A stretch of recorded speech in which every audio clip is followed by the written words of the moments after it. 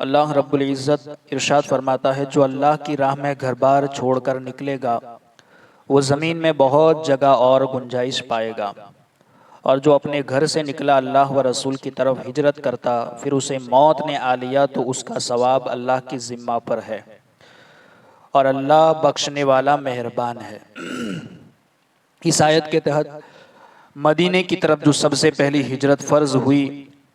تو فرضیت کے اسباب ہم نے سماعت فرمائے کہ مدینے کی طرف ہجرت کیوں فرض ہوئی تھی ابتدا اسلام میں۔ اب ہجرت کے متعلق کچھ وہ اسباب بھی ہیں کہ کبھی کبھی ہجرت کرنا نفع کے لیے بھی ہوتا ہے، کبھی انسان ضرر اور نقصان سے بچنے کے لیے بھی ہجرت کرتا ہے۔ تو وہ کون سے اسباب ہے؟ تو مفسرین فرماتے ہیں کہ ایک دارالحرب سے دارالاسلام کی طرف ہجرت کرنا، یعنی کبھی ہجرت کرنا فرض ہوتا ہے اور کبھی واجب بھی ہوتا ہے، کبھی مستحب ہوتا ہے۔ دارالحرب سے دارالاسلام کی طرف ہجرت کرنا، تو یہ دارالحرب سے دارالاسلام کی طرف ہجرت کرنا یہ فرض ہے۔ اگر وہ دارالحرب ہی میں مقیم رہا تو وہ گنہگار ہوگا۔ دارالاسلام کہتے ہیں جہاں اسلامی سلطنت ہو، اسلامی قوانین نافذ ہو، تو اس طرف ہجرت کرنا یہ فرض ہوتا ہے۔ دوسرا کہ جس علاقے میں اہل بدعت کا غلبہ ہو اور سلف صالحین پر وہاں تبرہ کیا جاتا ہو، وہاں ان کو برا بھلا کہا جاتا ہو، اور صالح مسلمان اپنی قوت سے اس بدعت کو مٹانے پر قادر نہ ہو، اور نیک مسلمان اپنی طاقت اور اپنی قوت سے ان بدعتوں کو مٹانے پر یا تبرہ کرنے والوں کو روکنے پر قادر نہ ہو، تو اس علاقے سے ان مسلمانوں کا ہجرت کرنا یہ واجب ہے۔ اسی طریقے سے جس سرزمین پر حرام کاموں کا غلبہ ہو اس سرزمین سے نکل جائے، کیونکہ حلال کو طلب کرنا اور حرام سے بچنا ہر مسلمان پر فرض ہے۔ حرام کاموں کا غلبہ ہو اور خدشہ ہو کہ اگر یہیں پر رہے تو ہم بھی اس میں مبتلا ہو جائیں گے، تو حلال طلب کرنے کے لیے نکل جانا یہ بھی ضروری ہے۔ حرام سے بچنا اور حلال طلب کرنا یہ مسلمان پر فرض ہے۔ اسی طریقے سے جس شہر میں، جس علاقے میں مسلمان کو اپنے جسم کا نقصان ہو یا نقصان کا خطرہ ہو، اس پر واجب ہے کہ وہ کسی محفوظ علاقے میں چلا جائے، یعنی جس علاقے میں اسے خطرہ ہو اپنے جسم کو نقصان پہنچنے کا یا اپنی جان کا خطرہ ہو، تو اس پر واجب ہے کہ وہ اس جگہ کو چھوڑ کر کسی محفوظ علاقے میں چلا جائے۔ اسی طریقے سے جس شہر میں کوئی متعدی مرض پھیلا ہوا ہو، یعنی ایسا مرض یا ایسی بیماری کہ جو وبائی ہو، ایک دوسرے کو لگتی ہو، تو اس وبائی بیماری سے بچنے کے لیے جس شہر میں متعدی مرض پھیلا ہوا ہو اس شہر سے ایسی جگہ چلا جائے جہاں وہ وبا نہ ہو۔ اس قاعدے سے تعاون مستثنی ہے، جدا ہے۔ اسی طریقے سے جس جگہ انسان کی عزت ناموس کو یقینی خطرہ ہو اس علاقے سے بھی نکلنا واجب ہے، یعنی مسلمان کو اپنی جان مال عزت کی حفاظت کرنا بھی ضروری ہے۔ تو جہاں اس کی عزت، اس کی ناموس اور اس کے مال کا خطرہ ہو تو وہاں سے نکل جانا بھی اس کے لیے فرض ہے۔ یہ ہجرت کی وہ قسمیں ہیں کہ جس میں نکل جانا اور ہجرت کرنا فرض ہو جاتا ہے۔ بعض ایسی قسمیں بھی ہیں جس میں نکلنا مستحب ہوتا ہے، جیسا کہ کسی حج کے لیے سفر کرنا یا عمرہ کے لیے یا جہاد کے لیے، تو وغیرہ ان ساری چیزوں میں سفر کرنا مستحب اور کبھی کبھی واجب بھی ہوتا ہے۔ یعنی کہ اگر کسی علاقے میں آپ کو کوئی رزق نہیں مل رہا تو کوئی رزق حلال کی تلاش میں اگر کہیں اور نکلا تو یہ نکلنا بھی اس کے لیے واجب ہے۔ کسی اور جگہ اگر اس کا رزق زیادہ ہے اور یہاں بھوکا مر رہا ہے تو کسی اور جگہ جانا اس کے لیے ضروری ہے۔ تو یہ ہے وہ ہجرت کے اسباب جس میں نکلنا واجب، کبھی فرض اور کبھی مستحب اور کبھی مباح ہوتا ہے۔ مگر یہاں اس آیت میں یہ جو کہا گیا کہ جو اللہ کی راہ میں نکلا اللہ رب العزت کی، اس کے لیے زمین ہر جگہ گنجائش پائے گا زمین میں، اور اللہ اپنے گھر سے نکلا اللہ و رسول کی طرف ہجرت کرتا تو پھر اسے موت نے آ لیا تو اللہ رب العزت کی ذمہ ہے اس کو اجر و ثواب دینا۔ تو اس سے یہ بھی معلوم ہوا کہ جو کوئی نیکی کا ارادہ کرے اور اس کو پورا کرنے سے عاجز ہو جائے وہ اس نیکی کا ثواب پائے گا۔ یعنی کہ یہاں جو کہا گیا کہ کوئی ہجرت کے ارادے سے نکلا مگر ابھی ہجرت پوری نہیں کر پایا تھا کہ موت آ گئی، تو اسے پورا اجر و ثواب دینا ہجرت کرنے کا یہ اللہ کی ذمہ کرم پر ہے، اسے پورا ثواب ملے گا۔ تو اسی آیت سے یہ بھی معلوم ہوا کہ اگر کوئی نیکی کا ارادہ کرتا ہے اور اگر نہ کر پائے تو اللہ اسے ثواب دیتا ہے۔ جو کوئی نیکی کا ارادہ کرے اور اس کو پورا کرنے سے عاجز ہو جائے وہ اس نیکی کا ثواب پائے گا۔ حضرت ابو ہریرہ رضی اللہ تعالیٰ عنہ سے روایت ہے کہ نبی کریم صلی اللہ علیہ وسلم نے ارشاد فرمایا، جس شخص نے نیکی کا ارادہ کیا اور نیکی نہیں کی تو اس کی ایک نیکی لکھ دی جاتی ہے،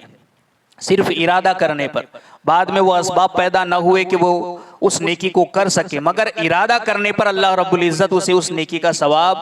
عطا فرما دیتا ہے۔ اور جس نے نیکی کا ارادہ کیا اور نیکی کر لی تو اس کے لیے 10 سے لے کر 700 گنا تک نیکیاں لکھ دی جاتی ہے۔ ارادہ کرنے پر تو ایک نیکی کا ثواب لکھ دیا جاتا ہے، اور جب وہ اس نیکی کو کر لیتا ہے تو اللہ رب العزت 10 سے لے کر 700 گنا زیادہ اسے اس نیکی کرنے کا اجر و ثواب عطا فرماتا ہے۔ اور جس نے گناہ کا ارادہ کیا اور اس پر عمل نہیں کیا تو اس کا گناہ نہیں لکھا جاتا۔ یہ اللہ کا فضل ہے، اور اللہ رب العزت اپنے بندوں پر کتنا مہربان ہے کہ اگر نیکی کا ارادہ کرتا ہے تو نیکی کے ارادے پر اللہ ثواب دیتا ہے، اور گناہ کے ارادے پر اللہ گناہ لکھتا نہیں ہے، بلکہ گناہ نہیں لکھا جاتا، اور اگر وہ گناہ کر لے تو صرف ایک گناہ لکھ دیا جاتا ہے۔ کتنی مہربانی ہے کہ نیکی کا اگر ارادہ کرے تو ایک نیکی کا ثواب لکھ دیا جاتا ہے، اور اگر نیکی کر لے تو 10 سے لے کر 700 گنا زیادہ لکھا جاتا ہے اس کا ثواب، اور گناہ کا ارادہ کرے تو گناہ کے ارادے پر کوئی گناہ لکھا نہیں جاتا، اور اگر گناہ کر لے تو 10 سے 700 گناہ نہیں لکھا جاتا، بلکہ ایک گناہ کا ایک ہی گناہ لکھا جاتا ہے۔ یہ اللہ کی مہربانی اور اللہ کا فضل ہے۔ اب یہاں وہ باتیں کہ کون سے کام ہجرت میں داخل ہے، یعنی ہم اگر ایک جگہ سے دوسری جگہ کن کاموں سے نکلے تو وہ ہجرت کہا جائے گا۔ صدر الافاضل مولانا نعیم الدین مراد آبادی کے فرمان کا یہ خلاصہ ہے کہ طلب علم، جہاد، حج و زیارت مدینہ، نیکی کے کام، زہد و قناعت اور رزق حلال کی طلب کے لیے ترک وطن کرنا، خدا اور اس کے رسول کی طرف ہجرت کرنا ہے۔ کس کس چیز کے لیے؟ علم دین حاصل کرنے کے لیے، جہاد کے لیے، حج ادا کرنے کے لیے، مدینے کی زیارت کے لیے، نیکی کا کوئی کام کرنے کے لیے، زہد و قناعت اور رزق حلال کی طلب میں جو بھی اپنے وطن کو چھوڑ کر نکلتا ہے وہ اللہ اور اس کے رسول کی طرف ہجرت کرتا ہے، اسے اللہ اور اس کے رسول کی طرف ہجرت کرنے کا ثواب عطا فرمایا جاتا ہے۔ اس راہ میں مر جانے والا اجر پائے گا، یعنی ان چیزوں کے لیے بھی نکلنے والا اگر راہ ہی میں مر جائے تو اسے اللہ رب العزت ضرور اجر عطا فرمائے گا۔ حضرت عبداللہ ابن عباس سے روایت ہے کہ اللہ کے رسول صلی اللہ علیہ وسلم نے ارشاد فرمایا کہ جسے علم حاصل کرتے ہوئے موت آ گئی، یعنی جو علم دین حاصل کرنے کے لیے نکلا تھا یا کر رہا تھا اور دوران طلب علم ہی میں یعنی کہ علم دین حاصل کر رہا تھا اسی وقت موت آ گئی، تو اللہ تعالیٰ سے اس حال میں ملاقات کرے گا کہ اس کے اور انبیاء کرام علیہم السلام کے درمیان صرف درجہ نبوت کا فرق ہوگا، صرف درجہ نبوت کا فرق ہوگا۔ ایک حدیث پاک میں تو یوں بھی ہے کہ اگر علم دین حاصل کر رہا تھا اس نیت سے کہ وہ دین کو زندہ کرے گا، اور دین کے زندہ کرنے کی نیت سے علم دین حاصل کر رہا تھا کہ اسی وقت اسے موت آ گئی، تو سرکار نے فرمایا اس کے اور نبیوں کے درمیان صرف ایک درجے کا فاصلہ ہوگا، یعنی جو نبیوں کا مقام ہوگا جنت میں اللہ رب العزت اس سے صرف ایک درجہ نیچے اس بندے کو مقام عطا فرمائے گا۔ اگرچہ وہ مقام اور وہ فاصلہ بھی زمین سے آسمان تک کا ہوگا مگر قرب تو اسے اتنا مل جائے گا نبیوں سے۔ تو علم دین حاصل کرنے، اور ایسا نہیں کہ علم دین حاصل کرنا صرف مدرسے ہی میں جا کر کے کوئی دین پڑھے یا حاصل کریں، بلکہ کوئی روزانہ اسی محفل میں آ کر کے دین سیکھنے کی نیت سے بیٹھتا ہے تو وہ بھی طالب علم ہے، وہ بھی علم کو حاصل کرنے والا ہے۔ اسی طریقے سے کوئی اگر نماز جمعہ سے پہلے دین حاصل کرنے کی نیت سے اگر جلدی آ جاتا ہے تو وہ بھی طالب علم ہے۔ جو جہاں جس نیت سے جب کبھی بھی علم دین حاصل کرنے کی نیت سے نکلا وہ طالب علم ہی ہے۔ تو اگر وہ طالب علم ہی میں مر گیا تو اس حال میں ملاقات کرے گا کہ اس کے اور نبیوں کے درمیان صرف درجہ نبوت کا فرق ہوگا۔ حضرت ابو ہریرہ رضی اللہ تعالیٰ عنہ سے روایت ہے کہ اللہ کے رسول صلی اللہ تعالیٰ علیہ وسلم نے ارشاد فرمایا جو حج کے لیے نکلا اور مر گیا، یعنی حج کی ادائیگی کے لیے نکلا اور مر گیا تو قیامت تک اس کے لیے حج کرنے والے کا ثواب لکھا جائے گا، قیامت تک۔ یعنی یہ کتنی بڑی بات ہے کہ جو حج ادا کرنے کے لیے نکلا تھا کہ ابھی راستے ہی میں تھا کہ انتقال ہو گیا، تو قیامت تک کے لیے اب حج ادا کرنے کا اس کے لیے ثواب لکھا جاتا رہے گا، سال ہر سال اس کے لیے حج لکھا جائے گا۔ اسی طریقے سے جو عمرہ کے لیے نکلا اور مر گیا، یعنی عمرہ کرنے کے ارادے سے نکلا اور مر گیا، تو اس کے لیے قیامت تک عمرہ کرنے والے کا ثواب لکھا جاتا رہے گا۔ یعنی یہ کتنی بڑی بات ہے کہ جو کوئی نیک کام کے لیے نکلتا ہے اور اس راہ میں مر جاتا ہے تو اس کے لیے اللہ رب العزت کیسا اجر و ثواب عطا فرماتا ہے۔ اللہ رب العزت کہی سنی باتوں پر ہم سب کو عمل کی توفیق عطا فرمائے۔ وآخر دعوانا الحمدللہ رب العالمین۔ اللہم ربنا نور قلوبنا بالقرآن وزین اخلاقنا بالقرآن ونجنا من النار بالقرآن